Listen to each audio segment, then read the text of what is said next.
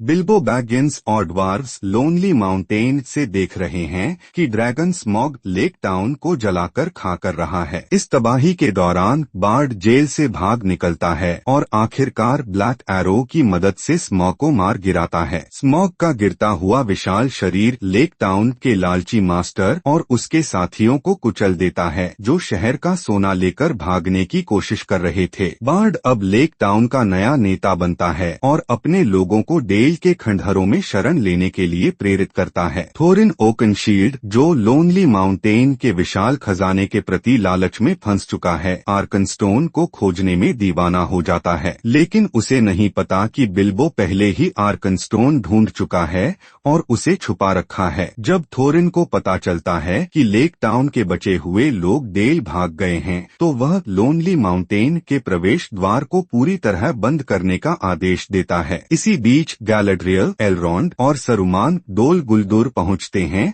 और गैंडाल्फ को मुक्त करते हैं। राडागस्ट उसे सुरक्षित ले जाता है। यह तिकड़ी न केवल नज़गुल से लड़ती है बल्कि सौरोन का सामना भी करती है। गैलाड्रियल अपनी अद्भुत शक्ति से सौरोन को हरा देती है और उसे पूर्व की ओर भगा देती है। अज़ोग, जो अपनी विशाल ओआरसी सेना के साथ एरबोर पर हमला करने की तैयारी कर रहा है, अपने बेटे बोल्ड को माउंट गुंडाबाद भेजता है ताकि वह दूसरी सेना को बुला सके। इस बीच लेगोलास और टोरियल बोल्ड की सेना को बढ़ते हुए और ओआरसी बर्सर्कर्स और जाइंट बैट्स के साथ तैयार होते हुए देखते हैं। थ्रैंडुइल अपने एल्फ योद्धाओं के साथ डेल पहुंचता है ताकि वह खजाना प्राप्त कर सके जो पहले ड्वार्फ राजा देर ने उनसे रोक लिया था। बार्ड थोरिन से लेक टाउन के लोगों के लिए सोने का हिस्सा मांगता है जो पहले वादा किया गया था, लेकिन थोरिन अपने लालच के कारण इनकार कर देता है। गैंडाल्फ डेल पहुंचता है और बार्ड और थ्रैंडुइल को अज़ोग की सेना के बारे में चेतावनी देता है, लेकिन थ्रैंडुइल उसकी चेतावनी को नजरअंदाज कर देता है। बिल्बो आर्कनस्टोन को चुपके से एरबोर से बाहर निकालकर थ्रैंडुइल और बार्ड को देता है ताकि वह थोरिन के साथ व्यापार कर सकें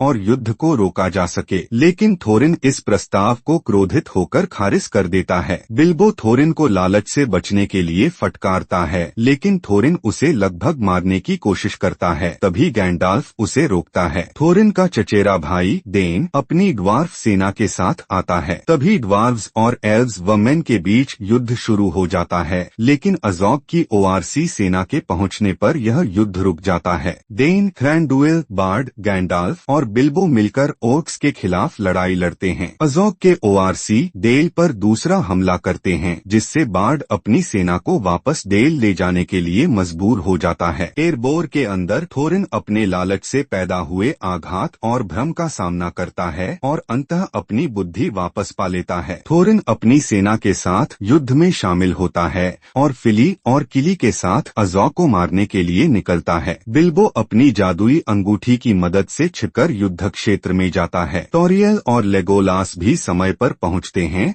और बोल्ड की विशाल सेना के आगमन की चेतावनी देते हैं। अज़ोग फिली को मार देता है और किली भी बोल्ड के हाथों मारा जाता है जब वह टोरियल की मदद करने की कोशिश करता है। लेगोलास बोग से लड़ता है और उसे मार गिराता है। इसी दौरान महान ईगल्स राडागस्ट और बियोर्न के साथ पहुंचते हैं और ओक्स को हराने में मदद करते हैं। अंत में थोरिन अज़ोग से एक भीषण द्वंद्व में भिड़ता है और उसे मार गिराता है, लेकिन इस लड़ाई में थोरिन घातक रूप से घायल हो जाता है। बिल्बो मरते हुए थोरिन के साथ शांति बनाता है। टोरियल किली की मौत पर शोक व्यक्त करती है और थ्रैंडुइल उनकी प्रेम कहानी को स्वीकार करता है। थ्रैंडुइल लेगोलास को उत्तर में एक ड्यूनडेन रेंजर के पास जाने की सलाह देता है, जिसे स्ट्राइडर के नाम से जाना जाता है। थोरिन को आर्कनस्टोन के साथ दफनाया जाता है और डेन को नया राजा बनाया जाता है। बिल्बो अपने साथी ड्वार्व्स और गैंडाल्फ से विदा लेकर शायर लौटा है। वहां पहुंचकर वह देखता है कि उसे मरा हुआ मानकर उसके सामान की नीलामी की जा रही है। बिल्बो नीलामी रोकता है और अपने घर को व्यवस्थित करता है। अंत में यह पता चलता है कि वह अभी भी अंगूठी अपने पास रखता है। 60 साल बाद गैंडाल्फ बिल्बो के 111वें जन्मदिन पर उससे मिलने आता है।